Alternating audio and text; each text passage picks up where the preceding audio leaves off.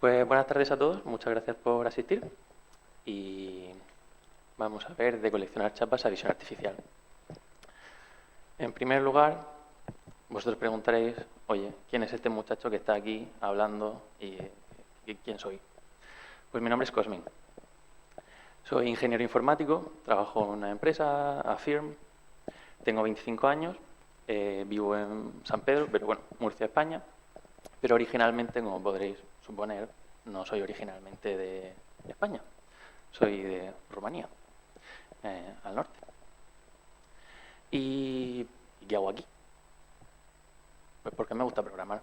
Y como me gusta programar, también me gusta un poco enseñar y pues he venido aquí a contaros un poco mi vida, un poco qué tienen que ver las chapas con la visión artificial y para que nos pasemos un buen rato, aprendamos un poco sobre la visión artificial y también un poco un disclaimer. Yo soy desarrollador backend principalmente, he hecho algo con visión artificial, pero no soy un experto. Entonces es posible que algunos de vosotros sepáis más que yo. Pero yo os voy a enseñar lo que yo he aprendido y mi trayecto. Entonces, también para dar un poco más de contexto, he hecho muchos proyectos, muchas cosas en mi tiempo libre. Y como el proyecto de los que voy a contar también es un proyecto mío, personal, también he hecho otros proyectos. He hecho proyectos como de fútbol, de analíticas de fútbol para intentar predecir cuándo iba a ser un gol o no.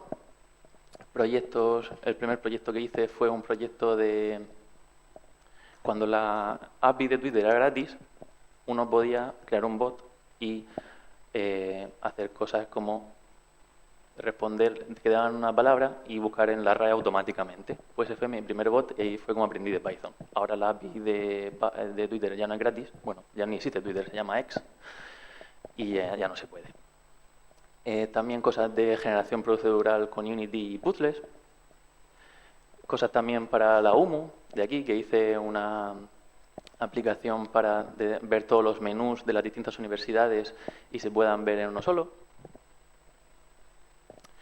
También juego videojuegos, como podéis suponer, al TFT, entonces pues me gustaba el modelo del Double App y creé una pequeña página web. Más generación de procedural de terrenos y la guinda del pastel de la que vamos a hablar hoy, la detección y la identificación de chapas. Pero os voy a dar, antes de ir full al código y el todo, tenemos que entrar un poco en contexto, porque ¿qué hace un niño, qué hace un muchacho como yo coleccionando chapas? ¿Por qué? Es decir, no tiene nada mejor que hacer, no puede coleccionar cartas de Pokémon como hace todo el mundo. Pues la historia viene de que yo, como podéis suponer, nací en Rumanía, soy un niño inmigrante y no tenía muchos amigos al principio. Me costaba mucho socializar, como a algunos, el idioma me costaba un poquito y pues yo quería buscar amigos. Y entonces yo estaba triste. Y un compañero mío de colegio, no sé si tenía 7 años, una cosa así, él coleccionaba chapas de antes. No me preguntéis por qué, ahí ya nunca le llegué a preguntar, o no me acuerdo. Empezó a coleccionar chapas y un día se acercó a mí. Claro, yo soy rumano y eso era obvio. Y me preguntó, oye, Comin, ¿tú, ¿tú cuando vayas a Rumanía me traes chapas? Y yo, sí, pero vamos a ser amigos. Yo te traigo chapas, pero vamos a intercambiar y tal. Y así fue como empecé a coleccionar chapas. No porque a mí digas tú las chapas fue algo que me apasione, sino porque dije, bueno, es mi forma de hacer amigos. Yo quería tener amigos. Y dije, pues ahí empecé a coleccionar chapas. Y vosotros diréis ahora, vale, tenemos la parte de coleccionar chapas, pero ¿qué tiene esto que ver con la visión artificial? Son dos cosas completamente opuestas.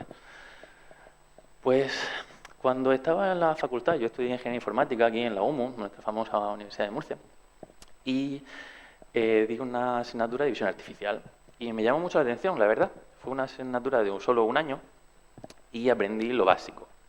Y yo tengo la filosofía de que uno cuando mejor aprende es, bueno, leyendo primero un poquito de qué va el tema y luego ponerse las manos en la masa y ponerse a hacer cosas.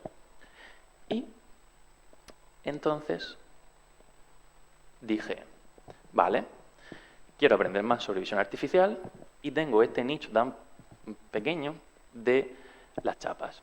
Y dije, bueno, ¿cuántas personas, levantad la mano si aquí de alguno coleccionáis chapas? No veo ninguna mano levantada, ¿verdad? Pues igual que las mismas personas que hay aquí, las personas que coleccionan en Internet son pero que muy pocas. Y entonces, en ese momento, no encontré nada para Android que fuese cómo detectar si ya tengo una chapa en mi colección. Y vosotros preguntaréis, ¿por qué quieres detectar eso? Llegas a un punto donde tienes más de 400 chapas diferentes en tu colección, únicas.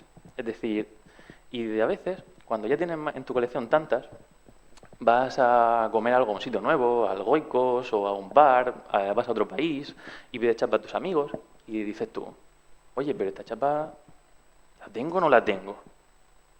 Y digo, no me acuerdo.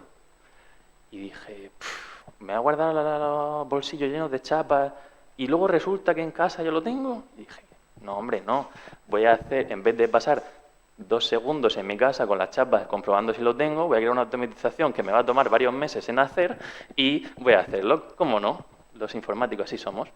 Entonces, esa va la relación de cómo puedo aprender más sobre visión artificial y cómo automatizar las chapas. Entonces, aquí vienen dos problemas principales. El detectar y el identificar. Y vosotros diréis, ¿son exactamente lo mismo? Y yo, no. El detectar responde a la pregunta de ¿dónde? Es decir, si yo tengo una imagen de distintas chapas, he hecho una foto, ¿dónde están esas chapas? Es decir, ¿en dónde se encuentran? Porque si lo hacemos al tuntún, yo con mi ojo, que está muy bien entrenado, lleva miles de años de entrenamiento natural, que ve exactamente que ahí hay algo. Pero las máquinas no son tan listas. Y la segunda pregunta que queremos responder es ¿quién? Es decir, la pregunta de quién es, si yo tengo distintas chapas y veo una foto de esa chapa en distintas ocasiones, quiero que esa chapa se detecte como que es la misma. Entonces, es muy similar a cuando tú vas por la calle, ves a alguien, lo que te presentas, conoces y luego lo ves dentro de 5 años. Tú quieres recordar que esa misma persona es lo mismo. Pues queremos responder con las chapas, es más de lo mismo. Queremos responder la pregunta del dónde y quién. Y son dos problemas completamente separados porque no cometáis el error de intentar juntarlo en solo uno con un mismo algoritmo. Ya me ha pasado. Entonces vayamos con la parte de la detección. Pues como yo empecé con la identificación, no tenía ni mucha idea de la visión artificial, sabía un poquito, y me puse a identificar y a leer, oye, preguntar en ese momento, cuando lo hice, que fue hace 2 años, preguntar a Stack Overflow, que ya casi nadie lo usa, oye, ¿qué existe? Es preguntar papers, página web, y dije, no sé qué encontrar, ¿no? Hay cosas random, encontré esto que me llamó mucho la atención, que se llamaba How Transform Circles, que era para encontrar círculos. Y yo dije, oye, esto tiene potencial, ¿no? Porque las chapas son circulares. Y dije, pues mira, si ya son circulares, yo aplico esto aquí como un círculo y esto ya lo soluciona del tirón, ¿verdad? Pues no. Te da muchos problemas si lo aplicas del tirón. Pero si aplicas como una solución de directo, no funciona. Empiezas a tener problemas de superposición, de no detección. La chapa dice que no existe, no está. Debería, pero dice, no, yo aquí esto yo no lo veo. De falsos positivos, de que aquí hay una chapa y yo aquí no veo ninguna chapa. Entonces dije, ¿y cómo soluciono esto? Pues dije, a ver, ¿qué es la visión artificial y qué es lo que a mí me han entrenado? ¿Qué es lo que a mí me han enseñado en la facultad? Pues me enseñaron una cosa, que yo dije, aquí viene muy bien, que se llama el preprocesado. ¿Y qué es el preprocesado? Transformar los datos de una imagen a un formato más fácil de procesar por un algoritmo. Y esto suena muy difícil de entender, ¿no? O a lo mejor no. Pero para algunos que aquí ya sois informáticos, es tan sencillo como entender el hecho de que algunos de vosotros consumís datos de APIs y os recibís a veces un JSON gigante de mucha información. Y no nos interesa toda esa información, nos interesa solo, a lo mejor, algunos metadatos, alguna información relevante, el body, algunas partes del body.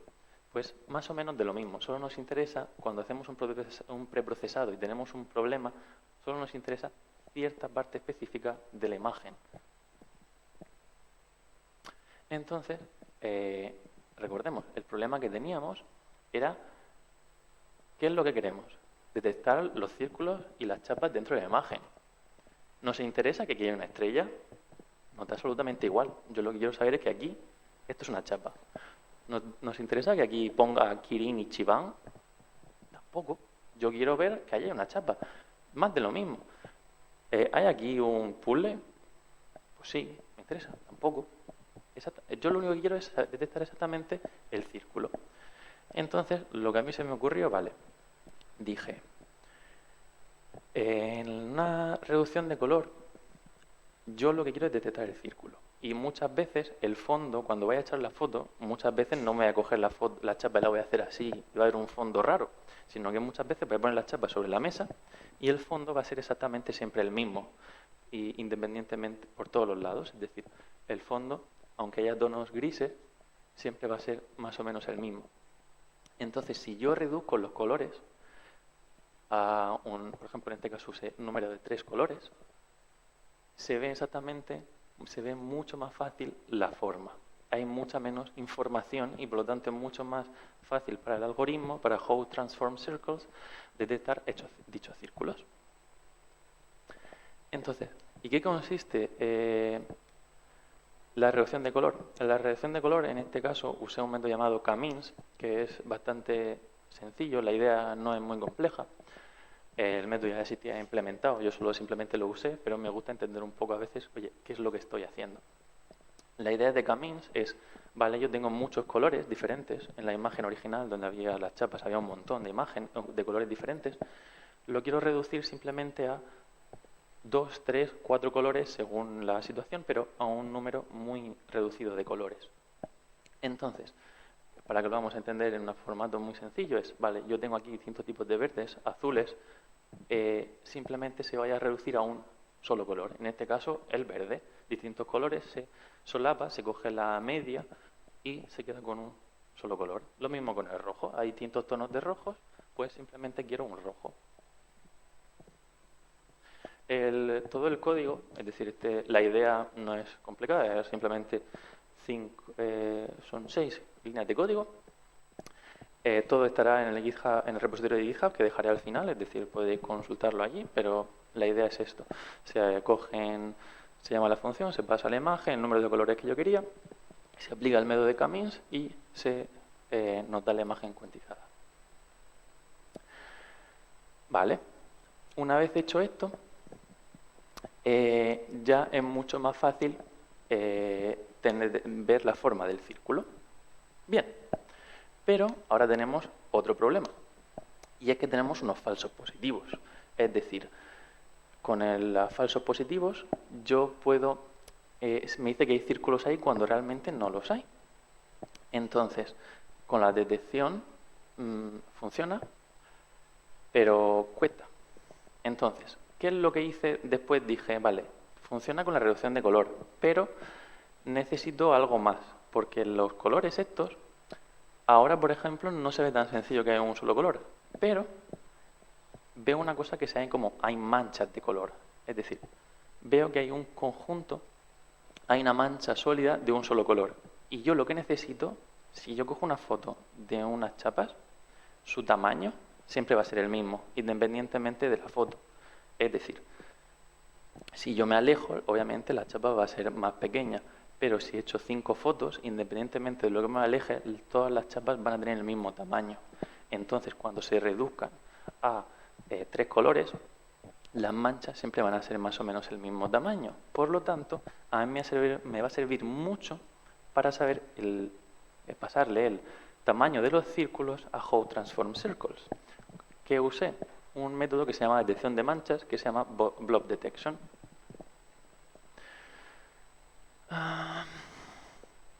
Entonces, bueno, los tamaños que se indicaban. Y entonces con esto más o menos mismo código, coger el tamaño medio de todos los círculos.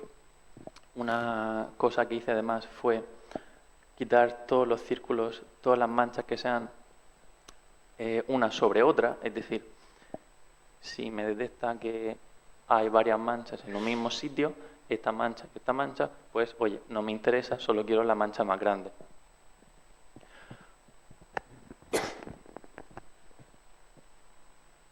Entonces, ¿vale? Ahora sí. Entonces, con la parte de blob detection sé cómo de grandes son mis manchas.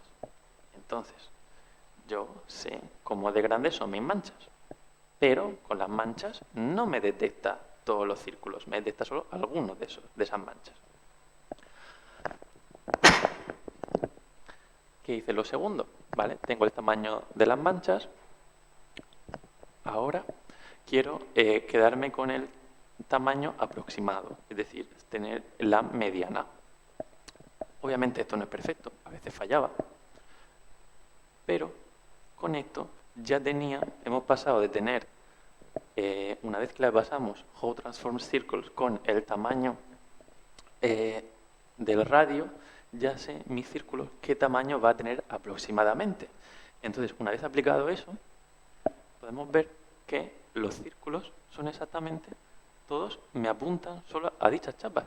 Ya no detecta cosas mucho más grandes o mucho más pequeñas, sino que se dice, vale, estoy viendo los círculos y todos son centrados en un mismo sitio. ¿Qué es lo segundo que hice? Eliminar, como se puede ver aquí, los círculos. Bueno, realmente no es eliminarlos, sino que son combinarlos, juntar todos los círculos en uno, porque podemos entender que estos tres círculos realmente son un solo círculo. Extendemos un poco el radio y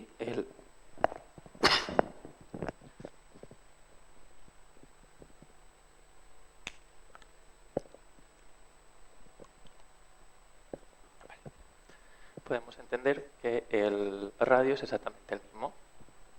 Y hemos pasado de los círculos que hemos visto al principio, que eran todo caóticos y que no tenían ningún sentido, a algo que parece bastante bien. Yo esto lo veo y digo, hostia, pues está bien. Para lo que me ha costado a mí el tiempo que he dedicado, está bien. Obviamente no es perfecto, ¿vale? En plan, hay fotos un poco más raras donde falla, pero esto es una presentación, entonces yo voy a enseñar las partes en las que siempre funciona y no los fallos, obviamente. También quise hacer el experimento una vez que salieron ChatGPT y Gemini, porque esto, cuando yo hice el proyecto fue a finales de 2024, un poquito antes, y dije, voy a preguntarle también a ChatGPT y a Gemini, o Gemini, como queráis preguntarle, o ChatGPT, oye, ¿cómo? Le pregunté un prompt, a lo mejor podría haber hecho un prompt un poco mejor, pero oye, búscame las chapas y dibújamelas con un círculo. Creo que ChatGPT hizo un intento no tan malo, porque de esto que da 5 figuras, pero la parte de dibujar se lo inventó un poco. Y Gemini dijo, sí, sí, aquí hay chapas, están todas juntas. Y luego otra cosa también del preprocesado, que es muy importante, que hemos hablado de la reducción de color, el blob detection, pero una cosa que también es importante en general es el tema del reescalado. ¿Por qué? Porque esta chapa, esta foto original, tiene exactamente para una detección la misma que esta.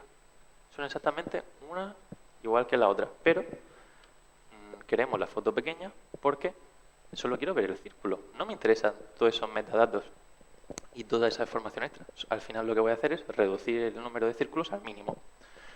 Y como los algoritmos tardan, cuanto mayor, si vamos sobre una lista gigante de código, tarda bastante en una lista de enteros o una lista en general, se tarda bastante en leer, pues si la lista es más pequeña, pues se tarda menos. Entonces pues dije, oye, estoy haciendo pruebas, pues si puedo reducir, va a ir más rápido. El código otra vez también muy sencillo, puse un límite de altura, un límite de anchura y ve reduciéndolo hasta que lleguen a esos límites. Bueno, aquí podéis ver que Para una imagen original de 2560 por 1440 me lo redució hasta un 83% la velocidad, es decir, bastante. Y eso sería la parte de detección. Y ya hemos respondido a la pregunta del dónde. Ahora viene la pregunta de la identificación del quién. Hemos visto las chapas, ahora las veo, sé que están ahí, pero para el algoritmo, para la máquina, todas las chapas son exactamente lo mismo. Es decir, solo veo círculos, he detectado que ahí están los círculos, pero ahora tenemos que ir dentro de esos círculos y decir quién son. Y para esto empecé a construir algo, un poco una mezcla de cosas.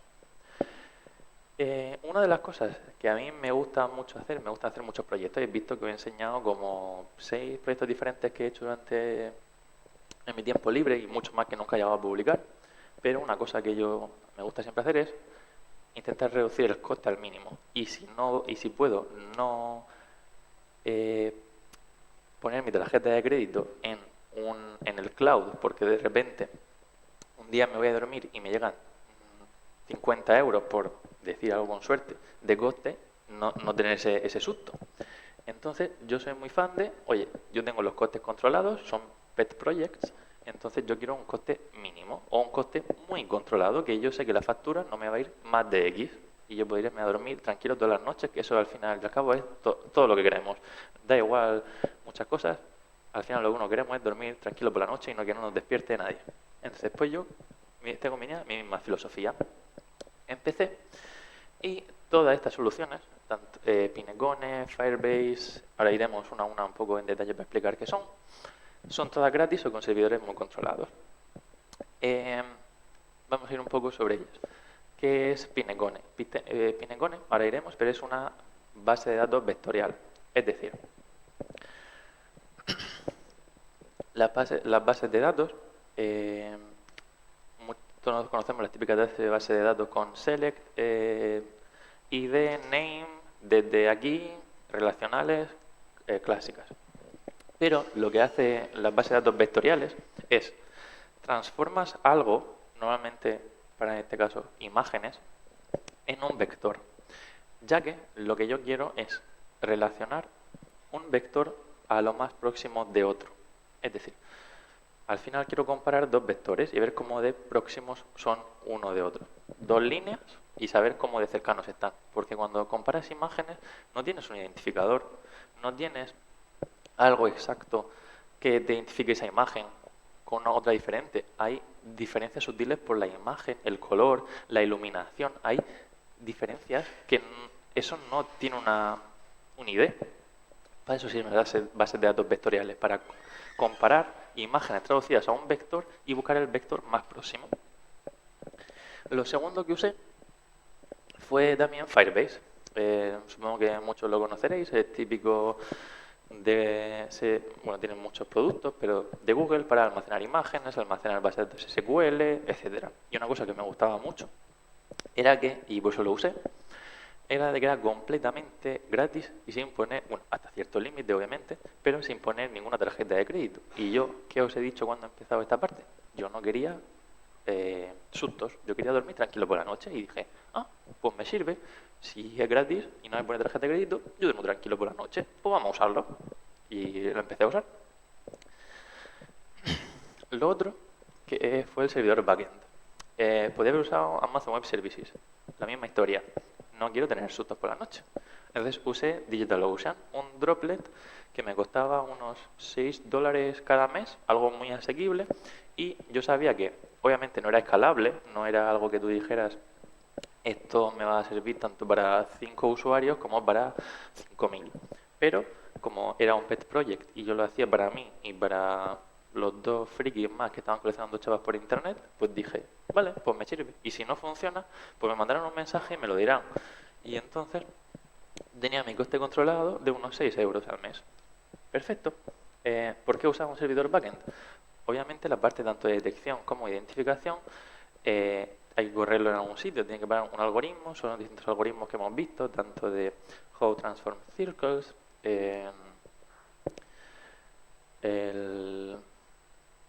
los nombres.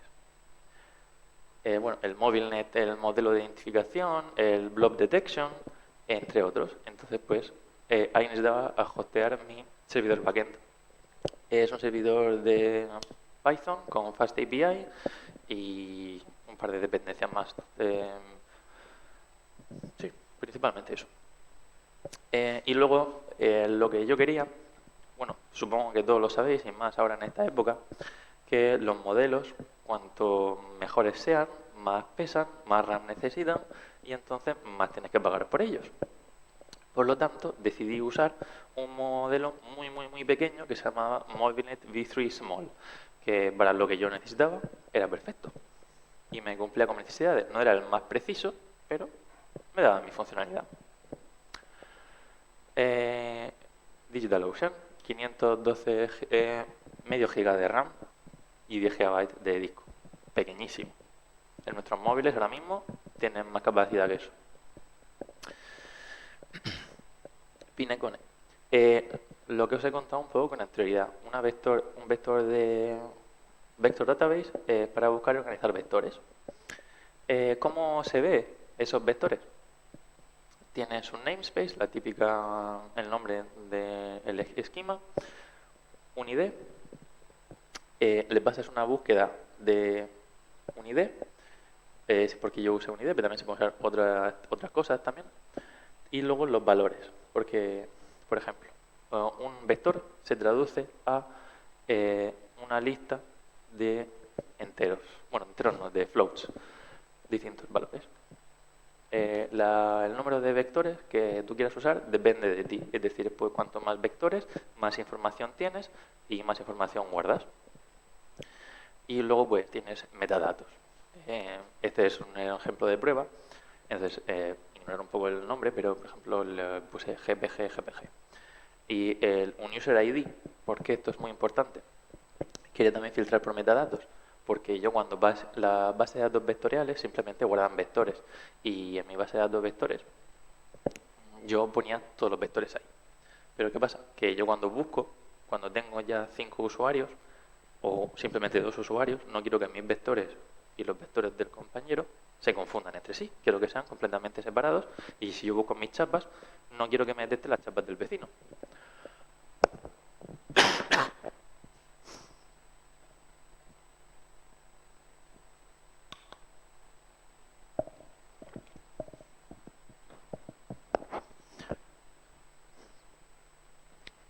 Disculpad por la tos, estoy un poco malo. Bueno, y tenía una respuesta de 150 milisegundos. Muy rápido, muy sencillo y me servía para mí.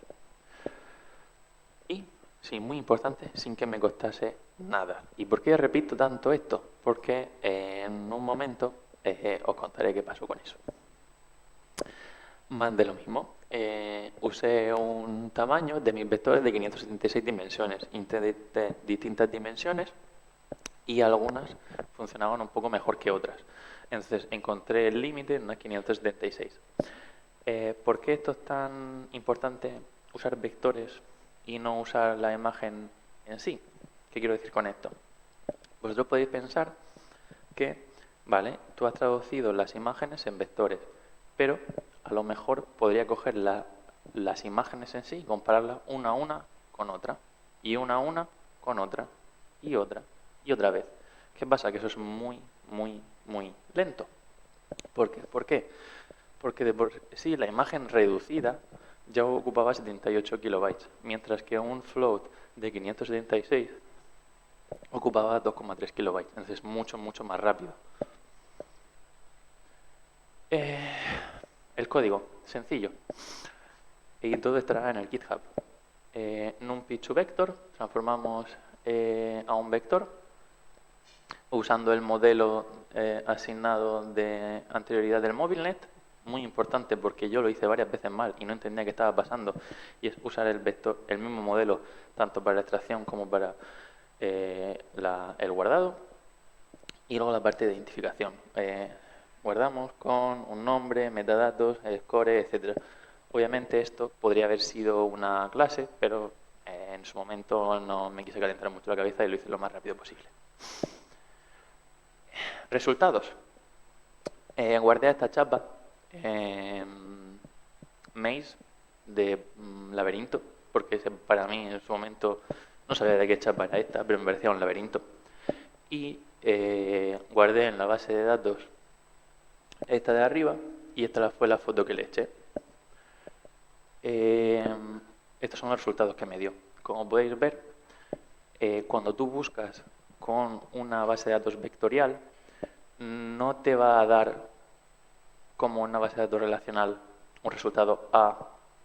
Tipo, si buscas select X, where, IDs A, te da un solo resultado. No. En una base de datos vectorial te dan una lista de los vectores más parecidos. En mi caso, el vector más parecido de un 89% de exactitud era el que se llamaba 9 maze, que son muy parecidos entre sí. Lo bueno de los modelos, por ejemplo, como el MobileNet, es que les da igual la rotación de la imagen. Entonces, porque se guardan otro tipo de información.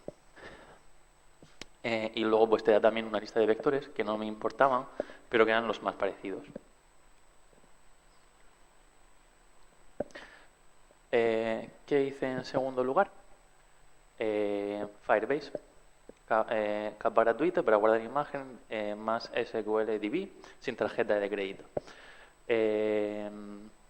Aquí en Firebase, una cosa que es muy importante, yo lo he estado hablando siempre de guardar vectores, pero vosotros preguntaréis, vale, está guardando vectores, pero el usuario lo que quiere ver es la imagen. A mí me da igual que tus vectores que tú me digas que la imagen más parecida es 9 maze.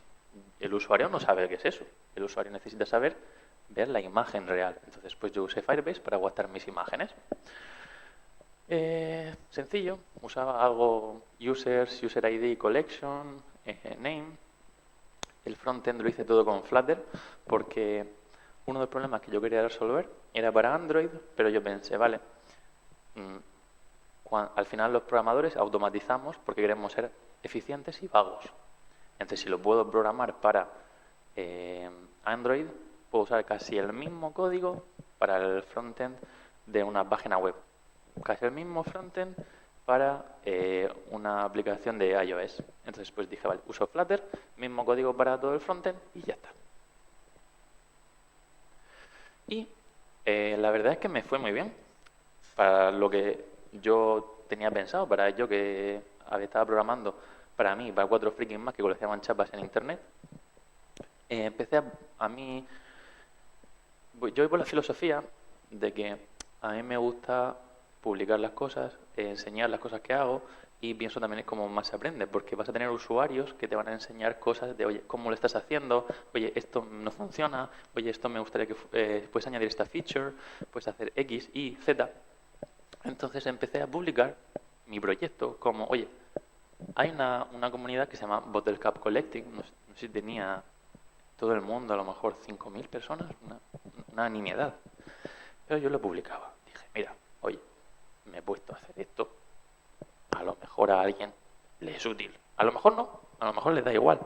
Pero yo lo voy a empezar a publicar porque en su momento tampoco había salido de la carrera hace poco. Y dije, mira, con esto hago currículum. Si viene un recruiter en su momento y me enseña el proyecto, lo va a ver y va a decir, oye, pues este muchacho programa, publica en GitHub y tal. Entonces, pues yo con la filosofía de, si hago algo, hago hasta el final para que los demás puedan también usarlo y disfrutarlo. Pues lo publiqué, había descargas, también desinstalaciones, pero más o menos iba bien. Para lo que yo quería, me servía. Al final yo lo hice pensando para resolver mi problema que yo tenía. 21 updates, 15 comentarios, aquí publicando también otros comentarios, oye, ¿qué está añadiendo? ¿Qué bugs he hecho? Entre otras. Y una cosa que a mí, ¿por qué me gusta contar esta charla? Y es que a mí nunca esperé esto esperando dinero. Nunca. Es decir, lo hice por aprender y cumplir un sueño de pequeño. Entonces, de repente, me hice un canal de Discord porque también pienso que es más fácil que si tú haces un canal de Discord que los usuarios te den su feedback. y puedas interactuar con ellos muy rápidamente. Y no necesito crear ninguna plataforma, ningún sistema ni nada. Un Discord y que vayan escribiendo. Es muy fácil cuando haces proyectos muy pequeños. Y un día, comentando, le dije, mira, yo tengo este proyecto, pero dame un momento, ¿qué tal? Te estoy arreglando esto, ahora te lo arreglo. Esto también me cuesta, porque me gusta la visibilidad, esto me cuesta tal, a lo mejor no funciona tan bien porque me cuesta 5 euros al mes, más o menos. Y me llegó, yo siempre me gusta también poner mi PayPal por apoyar. Y me llegó un PayPal. Y dije, ¿esto qué es? Es la mejor sensación del mundo. Pasé haciendo este proyecto meses, horas interminables.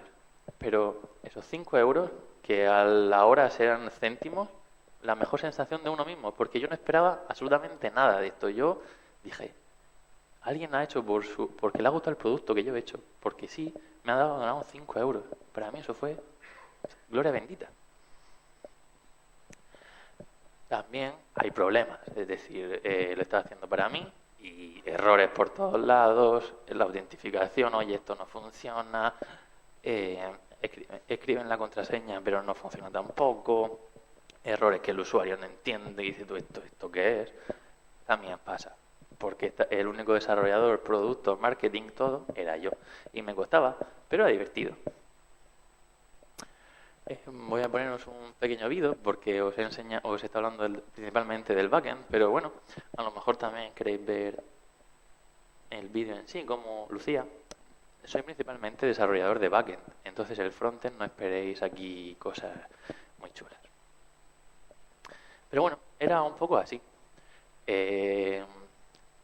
Tenía buscar por texto, buscar por foto, eliminar con la X, añadir, identificar, añadir, etcétera, distintas formas. Y para mí, me servía.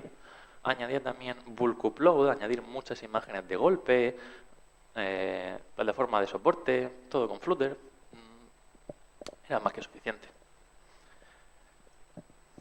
Añadías el nombre. Sé que no es la mejor calidad, lo estaba grabando desde el móvil.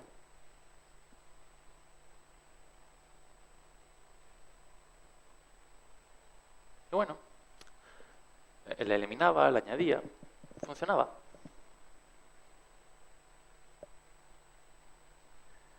Y hay distintas funcionalidades: carga masiva, bulk upload, búsqueda por nombre, identificar si tienes una chapa. Y os he dado mucho la chapa de la parte de la detección, pero nunca se implementó, ¿vale? Nunca se implementó la detección en sí. ¿Por qué? Porque para la detección había que escribir sobre la propia imagen un círculo. Y aunque vosotros eso os pienséis una cosa muy sencilla, cuando tienen distintas resoluciones de móvil, ordenador, se complicaba mucho. Y a mí me costó. Yo de frontend conozco poco, preguntaba a ChatGPT, me daba cosas muy raras y dije, mira, el problema core era la identificación, porque yo quiero detectar si tengo una chapa o no la tengo. La parte de la detección es otra. Lo hice porque quería aprender, pero he encontrado un problema más gordo. La parte de dibujación, sí, no existe la palabra dibujación, la parte de dibujar la chapa, sobre la chapa. Entonces, bueno, lo dejé ahí. Dije, ya lo implementaré en algún momento. Pero me llegó un mensaje de nuestro amigo Google y Firebase. Me dijo, sí, tú usas tarjeta gratis y tal. No me gusta eso. De ahora adelante, todos vosotros seguís teniendo la misma capa gratuita que estaba usando con anterioridad, pero tienes que poner un valid billing account, es decir, una tarjeta de crédito. Y yo dije, yo lo que quiero es dormir tranquilo por la noche. No quiero poner una tarjeta de crédito. Obviamente no creo que me supere el límite, pero es que no quiero ponerlo. Entonces tenía dos opciones: hacer un refactor gigante, porque mucho del código estaba almacenado ahí, o tirarlo a la basura, el proyecto. ¿Y qué es lo que hice? Lo tiré a la basura. Y me preguntaréis, ¿por qué? Después de tanto tiempo, publicación, tal. Porque yo cumplí mi sueño. Cumplí mi sueño de aprender. Aprendí sobre detección, identificación y coleccionar chapas. aprendí en un nicho muy específico mío y dije, oye, pues ya he cumplido, cierro el proyecto, salto a algo nuevo que me apetezca más y se acabó. Aprendí muchísimo, visión artificial, desarrollo de apps, frontend, antes que nunca había hecho, nunca había tocado Flutter, soporte de usuario y lo más importante fue divertido. Y una conclusión, pues estos amigos que veis aquí son mis mismos amigos con los que hablaba al principio de la curación de las chapas. Es decir, después de 20 años sigo siendo amigo suyo. Entonces fue una cosa que quería compartir y que me hacía mucha ilusión. Entonces, aquí está el GitHub, si queréis escanearlo. La encuesta, si la queréis complementar, es una pregunta muy rápida, 1 minuto, 2 minutos como mucho. Y muchas gracias por atender.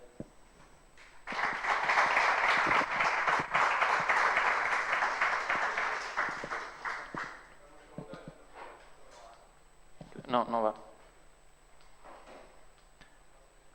La pregunta ha sido que si se me ocurrió ejecutar el modelo de inteligencia artificial en el móvil, ¿verdad? Se me ocurrió porque así hubiese sido una dependencia menos y menos gasto para mí mismo. El problema era que hubiese tenido que ejecutar la API porque esto estaba hecho en Python.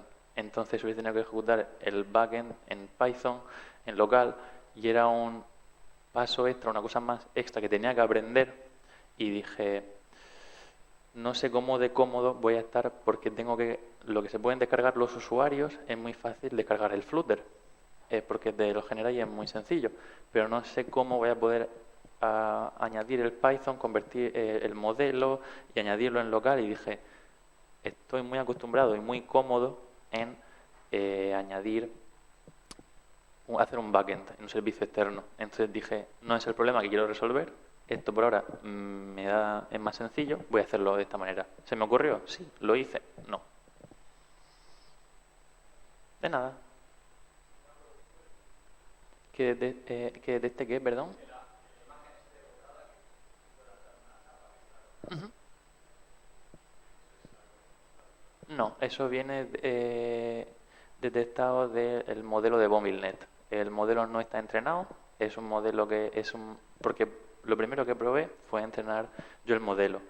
Pedí a un muchacho que estaba en internet, tenía más de 30.000 chapas únicas, una barbaridad, yo nunca he llegado a tener esos niveles, y le pedí si me los podía dar. Muy agradecido el muchacho, me los descargó e intenté entrenarlo.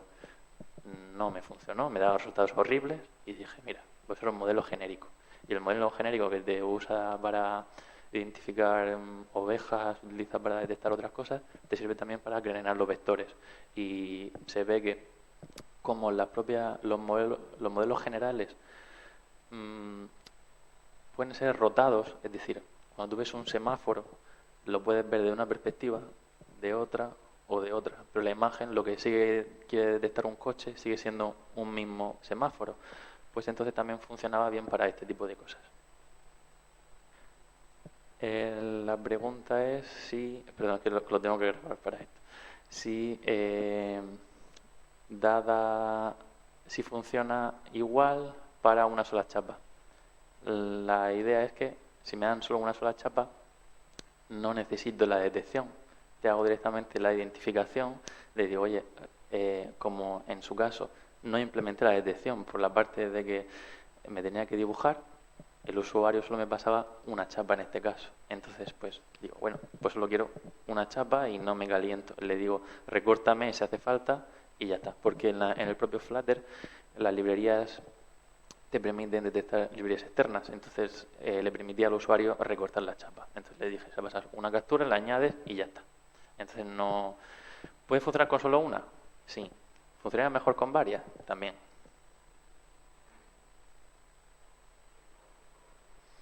Es una pregunta muy buena. La pregunta es si he llegado a a encontrar una forma de tratar sobre diferentes tipos de superficies sobre la mesa, ¿verdad? Es una pregunta muy buena y es lo que yo obtenía un disclaimer en la aplicación que ponía. Se recomienda poner una mesa blanca. ¿Por qué? Porque si tienes mesas de madera, por ejemplo, que tienen vetas, que tienen distintos, la reducción de color puede ser más diferente. Entonces te puede estar manchas y círculos donde no las hay. Entonces yo tenía ese disclaimer puesto no me quiero calentar por calentar mucho la cabeza, te recomiendo esto. No lo haces, no pasa nada, es posible que te detecte cosas que no son, pero bueno, me funcionó.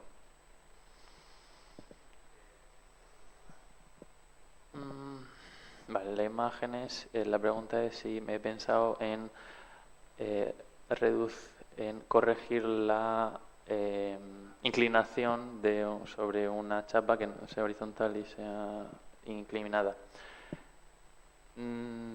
Es algo que he pensado, pero no me hizo tanta falta por el tema de la reducción de color. Como reducía solo 3 colores, entonces, aunque estuviese inclinado o no, aunque la forma sea un poco más alargada, me va a dar igual, me va a detectar que más o menos eso es un círculo. A no ser que vaya a incluir muchísimo, muchísimo, pero entonces no creo que los usuarios te intentarán hacer cualquier cosa que no está pensado para. Pero bueno, asumimos que el usuario quiere que su imagen se detecte. Entonces, y como era un pet project, dije, no voy a corregir todos los pequeños, este tipo de cosas.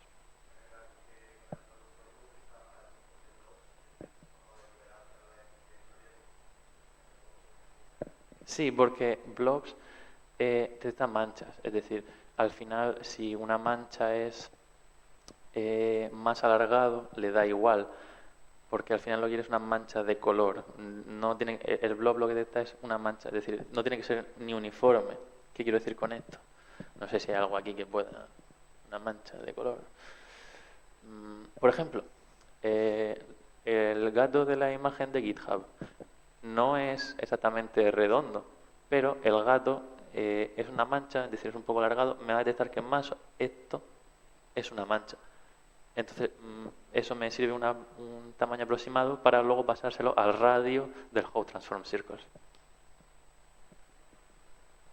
Muchísimos. La pregunta es si he tenido problemas al no ser un entorno controlado, con el tema de los colores, iluminaciones, brillos. Muchísimos.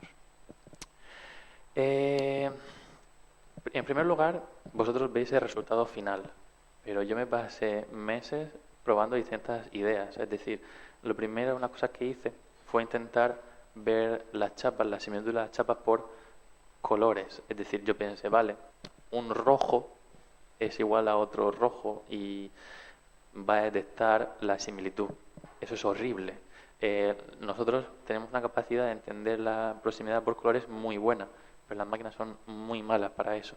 Entonces, no quité completamente, me olvidé de colores, de ese tipo de formas para la parte de identificación.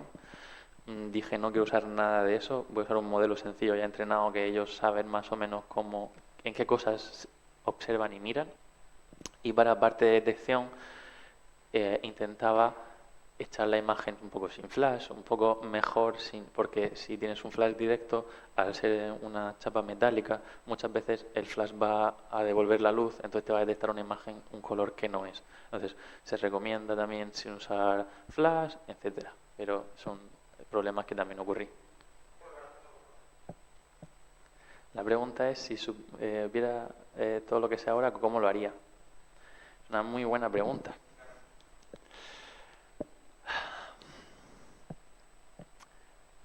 Depende, si lo tuviese que hacer ahora, me quitaría de en medio el Firebase. Porque el Firebase, la nube local que fue lo que hizo que tirase el proyecto hasta ahora. Yo lo que hubiese sido, hubiese hecho todo en un servidor. Porque me daba mucha rabia, porque ya que queda tanto tiempo, que no se siguiese activo para el resto, las pocas personas que lo usaban. Entonces hubiese hecho todo en local, me hubiese quitado de en medio la base de datos de imágenes, todo lo que usaba dependencia de Google, me lo hubiese quitado de en medio y lo hubiese implementado yo. En cuanto a temas de visión artificial,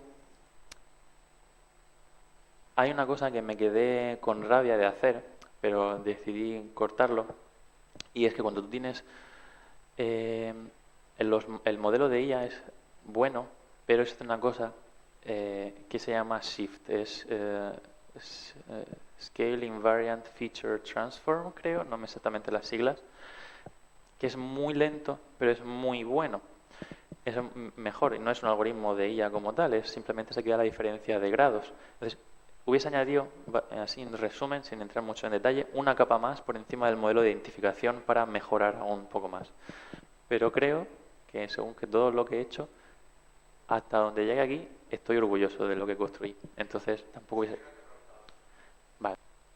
Lo de todo lo que hice en servidor lo haría en local o en servidores controlados. Por ejemplo, el tema de Google y lo mantendría en servidores como DigitalOcean, etcétera.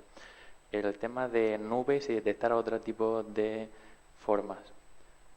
Una cosa de la que aprendí con visión artificial es que cada problema es muy diferente según lo que vayas a aprender a utilizar. Entonces, no creo que sea eh, tan sencillamente adaptable una cosa u otra.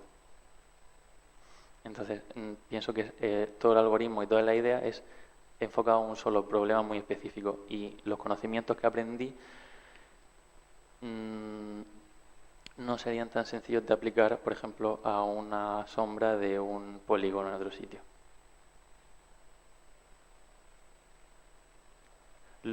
Un ejemplo donde sí, para un poco de este tema, aunque no es exactamente lo mismo, donde aprendí mucho y donde saqué muchas ideas, una cosa que sigue mucha más colección son de monedas de 2 euros, de euros, de céntimos. Entonces, donde saqué mucha inspiración del tema de los How Transform Circle y de las formas y del método, fue de allí, de un post que había de a saber cuándo, que usaba un método para detectar monedas de euro en una superficie. Entonces, adapté las cosas que podía, no todas, porque es un problema distinto, los colores no son exactamente lo mismo, a mi problema actual. Sí,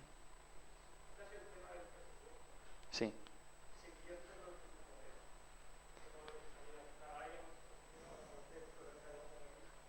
Sí, seguiría siendo, el problema es que si no se fuese un problema de presupuesto, se seguiría usando el mismo modelo.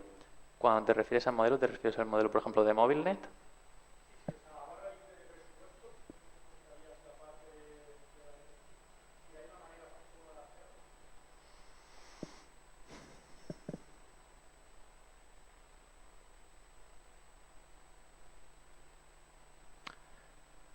Obviamente cambiaría, a lo mejor si quería, si no fuese un tema de presupuesto, iría a un tema de Amazon Web Services, porque uno de estos problemas es que, por ejemplo, cuando tú quieres subir muchas chapas, si hay otro usuario simultáneo, no hay mucha RAM.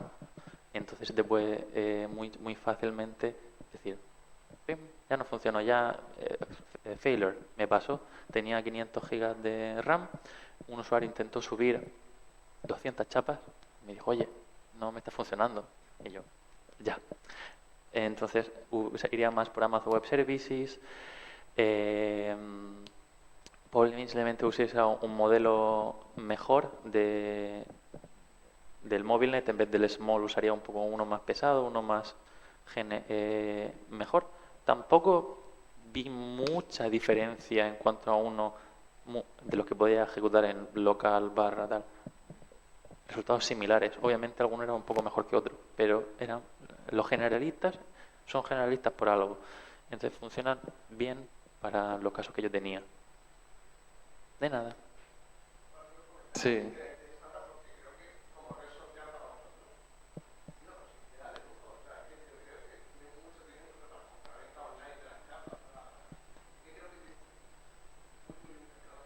Eh, Existía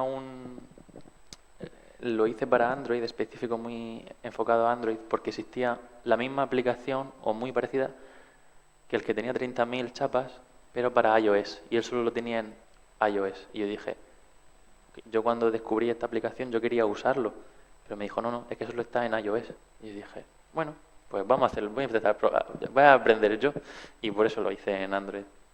Pero sí, a lo mejor me animo en estos tiempos a refactorizarlo. Sí, sí.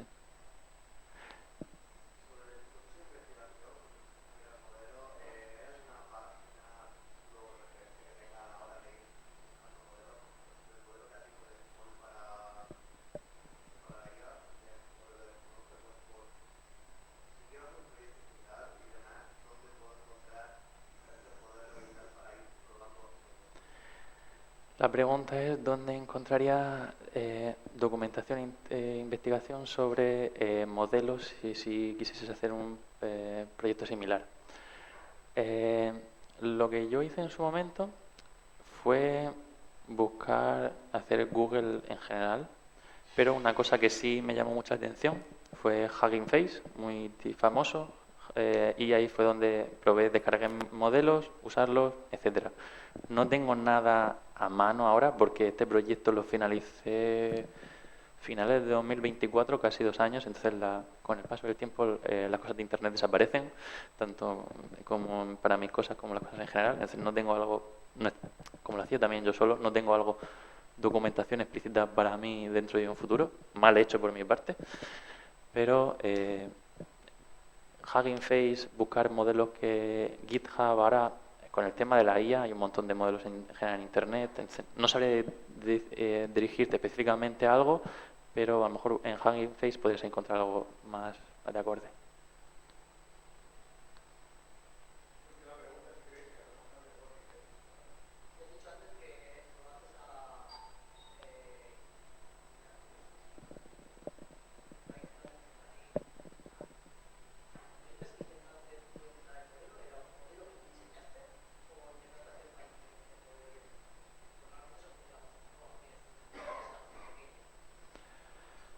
La pregunta es si hice yo fine tuning o entrené yo un modelo desde cero, ¿verdad?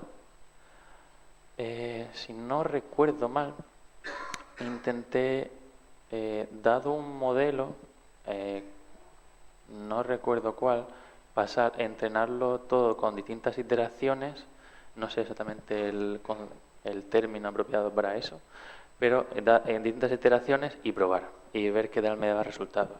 Me pasé 3, 4 tardes intentando entrenar el modelo, ver qué tal, eso no funcionaba y dije, escucha, vamos a probar el modelo generalista. ¿Funciona? Para adelante. Y ya está.